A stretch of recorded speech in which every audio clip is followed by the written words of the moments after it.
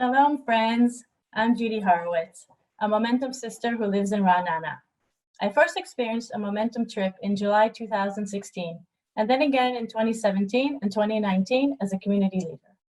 Having grown up in the US, Yom Ha'atzmaut gives me a feeling of intense pride for the strong and thriving country that Israel is today. On Yom Ha'atzmaut, I feel, even more deeply than on any other day, how extremely grateful I am to be living here, raising my children here, and soaking up the culture and heritage of our people. There's nothing quite like that feeling. Also, all three of my children are serving right now in the IDF, 2 as officers. So I really can say that patriotism and the love of Israel are very strong in our family household. These feelings are, of course, intensified on Yom Ha'atzmaut. Now, let's talk about our 4 goals at Momentum: to connect to Jewish values, to engage with Israel, to take action, and to foster unity without uniformity.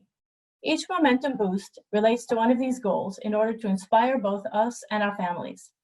And while inspiration is wonderful, we know that taking action is critical to making a difference. First, we can take action with ourselves and our families, and then we can help transform our communities and the world. Momentum Boost daily webinars cover a wide range of topics that help us grow and motivate us to be the best that we can be. During each of today's Momentum Boosts, we'll be engaging with Israel in celebration of Yom Ha'atzmaut. Let's get started. It's time for a boost. For this webinar, which is in partnership with Mezuzah, we are so excited to welcome Momentum Trip leader Adrienne Davis. Adrienne was a fixture on Canadian television for over 15 years, both as host of her own daily fashion and beauty program and as a regular contributor on scores of others. After taking a life-changing trip to Israel, she found herself captivated by the spiritual wisdom of Judaism and wanted to share that wisdom, as much as she shared her passion for fashion. Prior to joining Momentum, she spent 15 years as senior lecturer and community liaison for the Village Shul in Toronto, while lecturing all around the world. Today, she is a trip leader for Momentum, living almost half the year in Israel and the other half based in Toronto. Welcome, the one and only Adrienne. Oh, I just wonder if you guys are aware that it is, 2 in the morning for Miss Judy Horowitz, who's joined us today, which is just unbelievable. I've so enjoyed this whole day watching in and out of everything that we've done, but it's my turn now, and there's some things I want to share with you. Today, of course, we're celebrating Israel's Independence Day. Now, I don't know if you know this, but the Israeli Declaration of Independence speaks of Israel as a state that is built of the ingathering of Jews from the world over. Israel is our home wherever you live in the world. It's always there for us. And for that, we celebrate you, Israel, with gratitude and with joy. I'm even celebrating you with a glass of wine in a blue cup. So you may ask, what sustained the Jewish people over so many generations and across so many locations? Well, I would assert that it's our Jewish values. And a perfect symbol of those values graces the doorposts of every Jewish home the world over. You should know that in the Talmud, we are taught that the Mezuzah, more than any other artifact in a home, symbolizes independence and freedom, because it was the Mezuzah that stood witness in Egypt to the Jewish people as we took our first steps from servitude to freedom. You see, the Mezuzah represents the values of our homes. And in this webinar, I want to explore what that looks like with you. And there is going to be a special gift to all of you at the end of this session. So I hope you're all tuned in and looking forward to it. But I guess what I want to begin with is where my sense of what was going on with that started. So I'm going to show you something just to begin with. This, can you see it? What do you think these are? I think the majority of people who you ask would say, well, that's a mezuzah. And for what it's worth, I always thought that that was the mezuzah. My entire life, until I was much, much older, I believed that it's the case, which we call the bayit, that holds the scroll that is the actual mezuzah. So much so, I'm a little embarrassed to say, that for the longest time, I did not even know there was anything inside of that case. It reminds me of an old joke I heard once. somebody got a mezuzah for a wedding present, with the scroll, and the scrolls are worth $80, right? And the person says, so did you get my mezuzah? Did you get my gift? Did you like it? And the woman said, oh, it's fabulous. I really like it. And she said, okay, you noticed that there was something inside with it, right? Something of great value. And she said, oh yeah, the instructions, but I threw them away. So how is it that I'm supposed to put that mezuzah out? So this is the truth. I remember I would walk down the street when I was a little girl with my mother, and years later, and every time I saw a house that had a mezuzah on it, I thought, that's a Jewish house, because we always had one growing up. It just never occurred to me that there was something inside of it.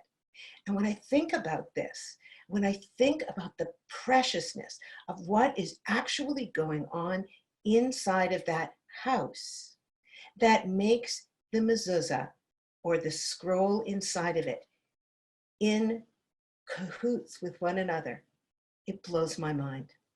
Let me explain. As this relates to Jewish values, I want to start with one of the values of momentum, and that is peace and wholeness in a home. So I want to try and move, just because of this, I want to try and move through the values that we have, a few of them anyway, as time permits, using the mezuzah as a reference point, because after all, whether our home is in the land of Israel, where you must put up a mezuzah, or it's outside of the land of Israel, there is something about that demarcation that's powerful. Let me just tell you where it began. On the first Passover, even before we got out of Egypt, when we were still enslaved, perhaps you remember that last plague, and we had to paint the doorposts of our homes with the blood of the lamb. Now you should know that the lamb, the sheep, was considered a god to the Egyptians, and it was an audacious and courageous move. We were commanded to slaughter that lamb, as it were, killing off false gods, and to use that blood to mark our doorposts. What a thing to do in a hostile climate, essentially to say, we are beholden to nothing and nobody except our values. We will even go so far as to flout what you consider holy in order to sustain our independence of thought and mind.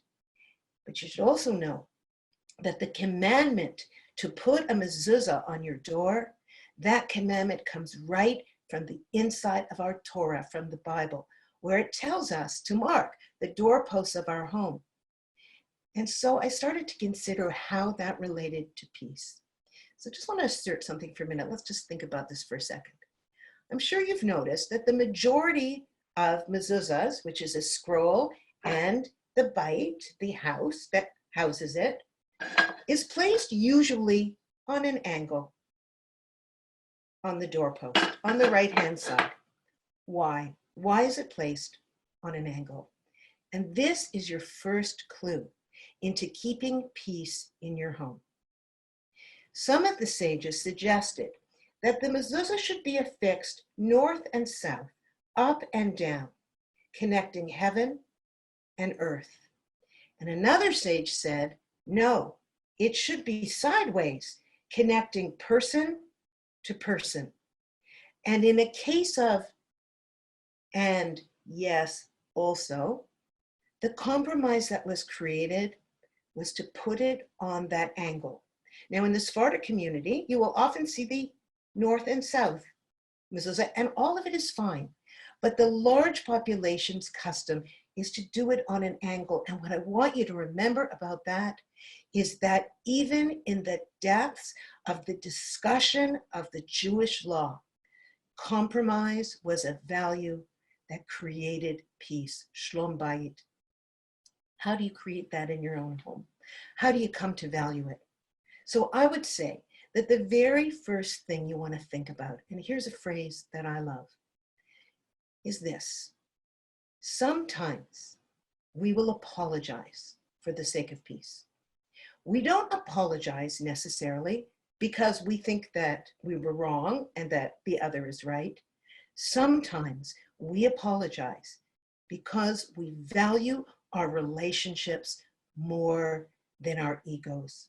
I'll repeat. We apologize not because we necessarily think we're wrong. We apologize because we value our relationships more than our egos. There is nothing like a heartfelt apology, even if that apology is, I am so sorry I caused you pain. We can always be sorry to cause our family members pain. And often we will. And this doesn't deny the truth or efficacy of what we talked about. But in a peaceful home, number one, compromise. Not always like this or like this, you're looking for this.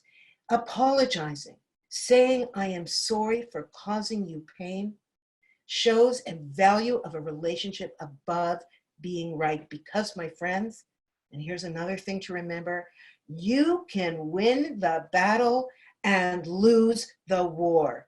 I am an expert at winning the battle and losing the war. I'm fast on my feet and quick of tongue, and I can often win an argument just like that. Sometimes it takes people a week, 2 weeks to come back to me and you say, you know what you said? It's simply not true. You're full of it. Or that really hurt me the way you shut me down in that moment.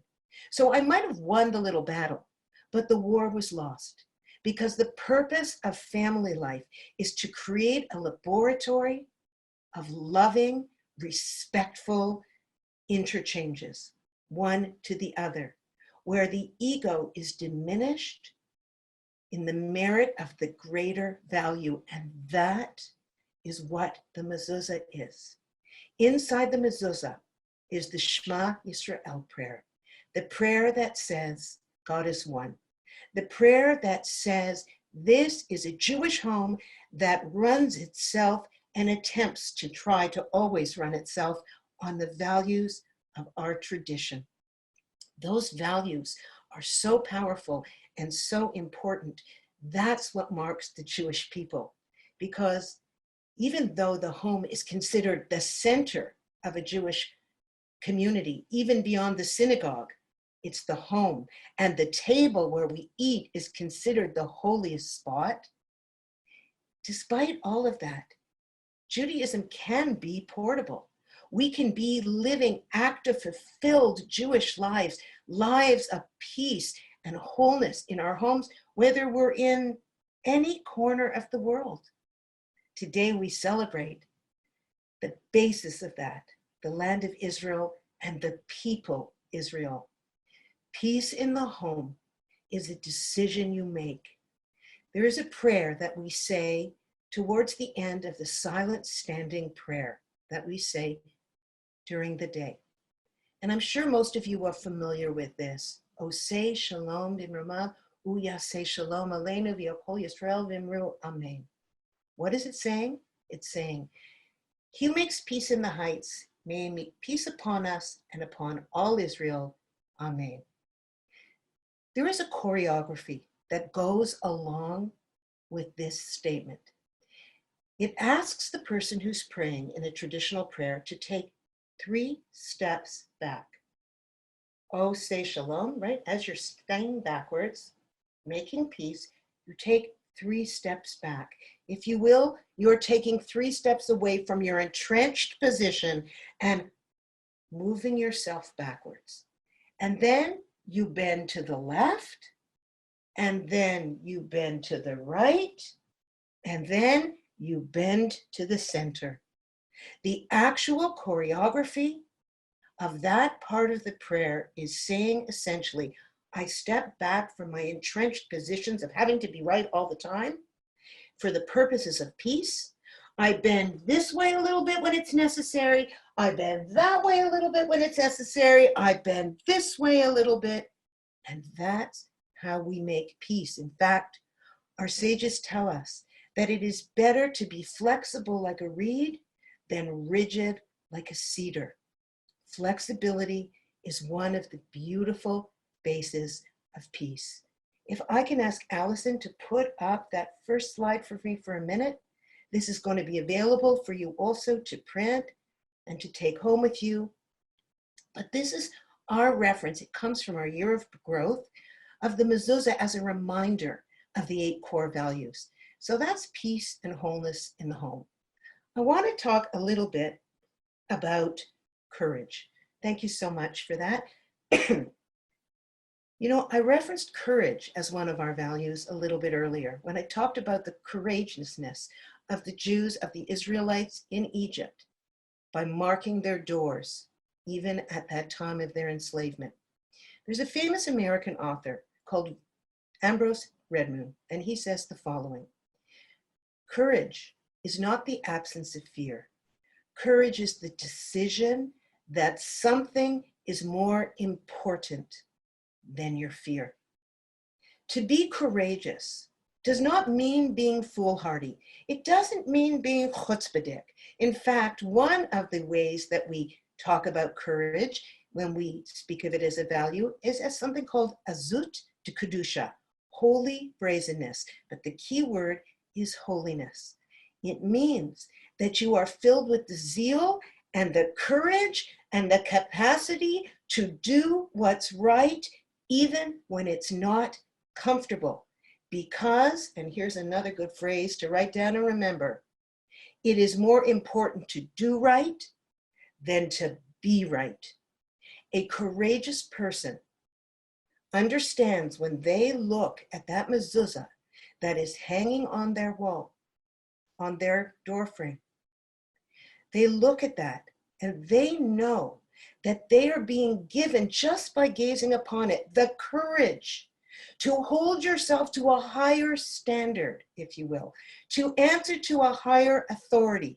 And here's an interesting thing, and let's just go to something like, oh, I don't know, let's just pick another value. Let's just talk about human dignity for a second. Human dignity is an important Jewish value and one of the key values at Momentum. One of the things about all of these cases, these bites, my friend who's an artist has crafted a lot of these for me. And this one was made by my son when he was 3 years old, to reiterate all of the bites that hold the scroll. They all look different. Some of them are very expensive. Some of them are of great value. Some of them aren't. But what's important is that is not the mezuzah. This is the mezuzah. I have it upside down. This is the mezuzah. This is the scroll that is identical wherever you go in the world, wherever you are. The encasement that houses that mezuzah may look very, very different, but what's inside of it is identical, identical. And from that, I would extrapolate that even though we look different, there are Jews in the land of Israel of every color, of every ethnicity, of every denomination, of every style of living. All you have to do is take a food tour in Israel to see that we are an international ingathering. So while the bite that holds our scroll looks different, the scroll that is our soul, our Jewish soul, is identical. So let's continue with this idea of human dignity again for a moment. For a mezuzah scroll to be kosher, it has to be made in such a way that even the intention of the scribe that is writing it is pure and holy. I want you to imagine that scroll as having passed through the hands of a person who poured their heart and soul and blessings into their intentions of living a life of value, of holiness. Now, those scrolls cannot be photocopied. They have to be made in a certain way. And as such, they're quite expensive. We are partnering today with an organization called Mezuzah, and they work only with organizers that pay scribes fair wages for their holy and skilled work in writing that mezuzah scroll that is placed inside of that case. And these scrolls, my friends, cost about $80 if they're real. And they are magnificent, and they are the cornerstone of your home. So if I could see the slide for a moment. For those of you on this call, go to www.mezuzah, MYZUZAH.org/boost. There you will find a site where you will be able to ask them, and they will send you for absolutely free, because they are determined that every Jewish house in this world will have a kosher mezuzah on their front door. So if you were like me and you have a gorgeous case, okay, it's been 20 years for me, but if you are like me or like I was, and you have a gorgeous case, but there's no scroll inside of it, don't be embarrassed. You're in very fine company. But go to that site, and they, for this webinar only, are willing to send you, and you just have to fill in the form. There's no hidden costs. They will also send you the information to ensure that you know how to put it up properly, everything you need. $80 value. This is my Yom Ha'atzmaut Oprah moment. Maybe you're not getting a car, but an $80 Mezuzah scroll is going to protect your home and be a source of blessing to you and your Jewish family regardless. Okay, so I want to go to the next one. Another one of Momentum's key values is learning and growth. One of the things you may have noticed is that the Mezuzah is not down here at hand level. It's about eye level for a 6-foot tall man, but for the most of us, you gotta stretch your hand out a little bit. You have to elevate yourself, raise your hand.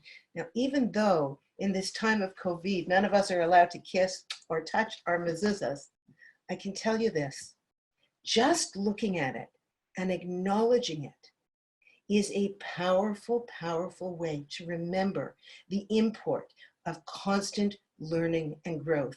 I said this to someone today. The opposite of old is not young. The opposite of old is new.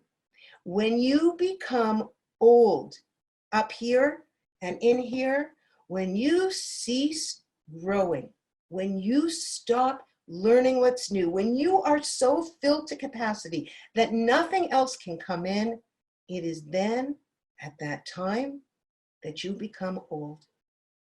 Learning and growth is the mindset and the value of the Jewish people. And in your homes, one of the best ways to support peace and balance in your home is to acknowledge that learning and growth with our children through what our sages teach us is each child according to their way. All of us need to stretch a little bit for learning and growth, go a little beyond our reach, exceed our grasp somewhat, but in different ways. And just as like the dignity inherent in these scrolls that I just am giving to you, we are giving to you, Mezuzah is giving to you along with Momentum, recognize that every single soul that is in your care and in your home learns and grows in accordance to their own way. You know, Howard Gardner, many years ago in his book, The Multiple Intelligences, talked about 8 different ways of manifestation of intelligence. Some people have linguistical intelligence, some have analytical, some have kinesthetic, others have natural nature. There are so many ways. And another way to be courageous and to support peace and wholeness and human dignity is to recognize that as a mother, we want to be looking to uncover the house and the differences on the outside and to find and to see that holy scroll within each of us. And you know what's so powerful about that? When we begin to see every person who's near us, as created in the image of God, we can't help but want peace because we recognize ourselves in them and them in each other. Let's take a look at one more, shall we? Let's look at gratitude. I know that I am deeply grateful to the land of Israel. And while I live fundamentally in Toronto, I get to spend about 5 months a year in Israel. And every time I grow, and every time I get on that plane and come back, I come back a little bit different. You know, I haven't been on a vacation to a beach in many years. Not that there's anything wrong with that. There's plenty of gorgeous beaches in Israel. But I'll tell you, there's something in the air there. There's something in the smell, in the color, in the air. It's the ecosystem of the neshama. In fact, when you stand at the Kotel, at the Western Wall, you are standing at the place where all prayers ascend because it's the portal between heaven and earth. For all of us, looking at that mezuzah and seeing what it represents should force us to feel a gratitude for the birthright that we were either born into by virtue of our mothers or chosen through our conversions. Whatever way you identify as part of the Jewish nation, we are a nation of gratitude. Even the word Yehuda comes from ho'ada'a or toda, thank you, means to admit. Saying thank you means I admit I have something that I've gained from you. And for all of us who have gained from the land of Israel, the place that as it stays strong, so we in the diaspora who love Israel and love our homelands wherever we live, we can stay strong as well. On today, Yom HaAtzmaut, I offer gratitude that I live in a home that has a mezuzah that frames my door. And in fact, I have one on my front door, on my back door, on my bedroom, on my children's bedrooms, pretty much every room that has a door frame with the exception of the bathroom and the furnace room. Because as I go into my house and out of my house, I am reminded, and I want to leave you with this thought, I am reminded that what's inside of that mezuzah scroll is applicable in the house and outside. So many of us bring our best selves into the public realm. We bring our most fabulous self out there to the cashier or to the taxi driver or wherever. And when we come home, less so. And people have said to me, but Adrienne, I'm at home. Can't I just be myself? And I say, yes, you can. But look at that mezuzah and say, I will be myself, my best self. Not my weakest self, but my most elevated and holy self. So on behalf of Mezuzah and Momentum, we want to thank you. We celebrate you, Land of Israel. We love you. Please note that in the chat function, there is the sheet to download and print in order to get your Mezuzah scroll. There's also the link there for you to go to. And there is as well a link in order for you to get that beautiful piece of our year of growth that also ties together our core values at Momentum with the Mezuzah. May we all be blessed to be dancing together in Israel one day, all together. And until then, stay safe, stay healthy, and I send you so much love.